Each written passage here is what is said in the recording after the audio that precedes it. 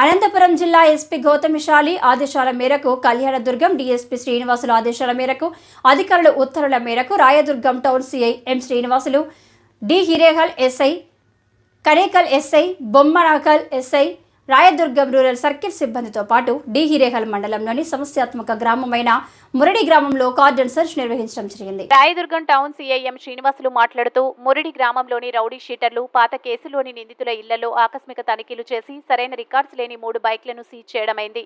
సదరు గ్రామంలో ప్రధాన రహదారులు, కాలనీలలో కవాతు నిర్వహించడం జరిగింది. అదేవిధంగా అక్కడి ప్రజలతో మీటింగ్ పెట్టి ఎటువంటి గొడవలు, అల్లర్ల జోలికెళ్లకుండా ప్రశాంతంగా మెలగాలని, టపాసులు, విజయోత్సవ ఊరేగింపులు చేయరాదని మరియు ఎన్నికల నిబంధనలు ఉల్లంఘించకుండా పోలీస్ శాఖతో సహకరించాలని తెలియజేశారు. ఈ కార్యక్రమంలో D Hirehal sub inspector Guruprasad Reddy మరియు పోలీస్ సిబ్బంది, గ్రామ ప్రజలు పాల్గొన్నారు.